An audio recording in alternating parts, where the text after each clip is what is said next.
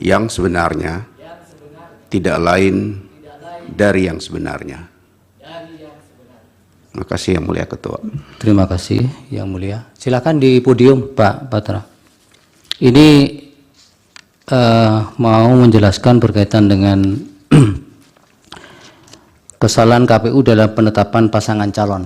Izin Yang Mulia, saya ambil. Berikutnya siapa nanti Pak Heru setelah ini?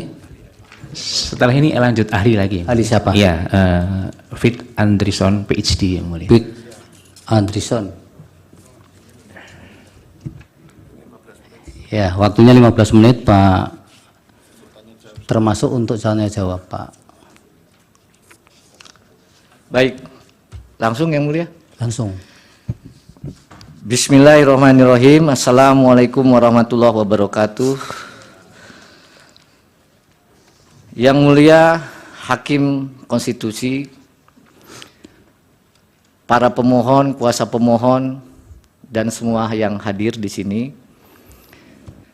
Nama saya Arif Patramijaya. Saya diminta untuk menjadi saksi dalam kapasitas saya selaku Koordinator Tim Pembela Demokrasi Indonesia Jilid 2 atau disingkat TPDI Jilid 2.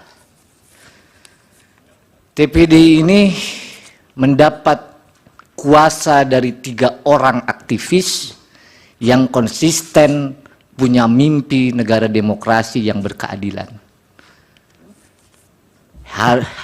Petrus Haryanto, mantan aktivis Sekjen PRD 96 yang dipenjara karena memperjuangkan demokrasi. Azwar Furgutyama, juru bicara Forum Kota. Dan yang ketiga, Fenry Tendri. Oleh karenanya, pada waktu itu TPDI dan saya sendiri ya, bersedia untuk memberikan bantuan hukum secara pro bono untuk mengadukan pelanggaran kode etik yang dilakukan oleh KPU. Yang perlu kami jelaskan pada pokoknya adalah bahwa dalam persidangan DKPP itu merupakan persidangan yang terlama sepanjang DKPP terbentuk. Kami mendaftarkan bulan November, dibuka persidangan 4 kali, baru diputus Februari 2024. Padahal kita tahu biasanya DKPP tidak lebih dari 2 minggu. Yang Mulia, bahwa dalam pengaduan itu DKPP telah memutus perkara pada tanggal 5 Februari 2024.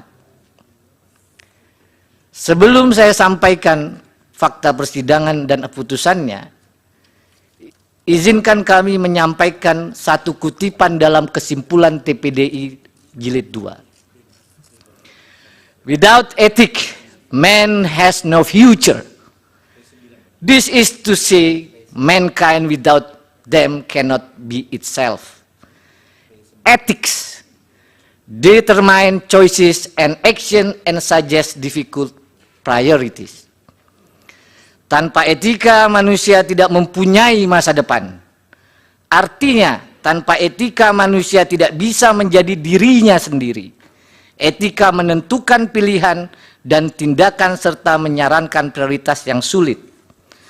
Oleh karenanya, pada pengaduan ini telah dibuktikan sejumlah fakta-fakta persidangan, yang pada intinya DKPP memutus KPU telah melanggar pasal 11 huruf A dan huruf C, pasal 15 huruf C, dan pasal 19 huruf A Peraturan Dewan Kehormatan Penyelenggara Pemilu sehubungan dengan pendaftaran dan pencalonan Saudara Gibran Rakabuming Raka sebagai calon wakil presiden dalam pemilu tahun 2024.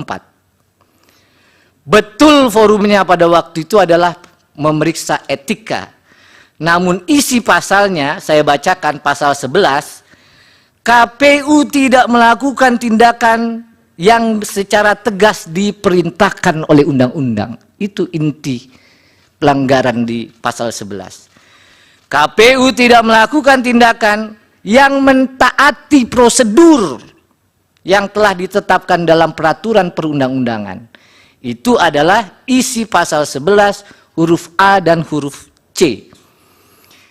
DKPP juga memutus KPU melanggar pasal 15 huruf C yang menyatakan bahwa semestinya KPU dalam melaksanakan tugas dan jabatannya harus didasarkan dalam Undang-Undang Dasar Negara Republik Indonesia, undang-undang dan peraturan yang khusus menyelenggarakan pemilu. Inilah yang dilanggar oleh KPU. Lalu yang terakhir, pasal 19 huruf A yang menyatakan semestinya KPU menjunjung tinggi Pancasila, Undang-Undang Dasar Negara Republik Indonesia, dan peraturan perundang-undangan. Oleh karenanya yang mulia, DKPP pada tanggal 3 November 2023 memutus mengabulkan pengaduan para pengadu untuk sebagian. Yang kedua, menjatuhkan sanksi peringatan keras terakhir ketiga maksudnya. Dalam perkara 135, 136, 137, 141 kepada saudara Hasyim Asyari selaku teradu 1 pada waktu itu. Yang ketiga, menjatuhkan sanksi peringatan keras kepada semua anggota KPU. Terakhir yang mulia saya sampaikan, kalau saja KPU dalam persidangan itu ahli menyampaikan yang diajukan di bawah sumpah, kalau saja KPU tidak melanggar pasal-pasal yang disebut tadi, pasal 15 huruf C, pasal 19 huruf A, maka tentu saja saudara Gibran Rakabuming Raka tidak akan lolos dalam verifikasi dan ditetapkan sebagai calon wakil presiden dalam pemilu tahun 2004. Pak Petra, itu sudah pendapat yang terakhir itu. Yang terakhir mohon dikesampingkan, saya tutup dengan perkataan terima kasih atas kesempatan yang diberikan yang mulia. Mudah-mudahan apa yang kami sampaikan sebagai saksi dapat bermanfaat. Wassalamualaikum warahmatullahi wabarakatuh. Waalaikumsalam. Bapak tetap di situ, barangkali ada pertanyaan dari Yang mulia. pihak. Dari kuasa hukum, silakan. Ada, yang mulia. Terima kasih, yang mulia. Saksi, tadi saksi telah menjelaskan dan mengutip berbagai macam peraturan ya, pasal-pasal yang disebutkan itu secara norma. Yang ingin saya tanyakan tadi juga menyebutkan mengabulkan sebagian dari permohonan yang diajukan oleh saksi, seperti itu toh. Nah, yang ingin saya tanyakan, apa tindakan yang dimasukkan di dalam norma-norma yang disebutkan tadi,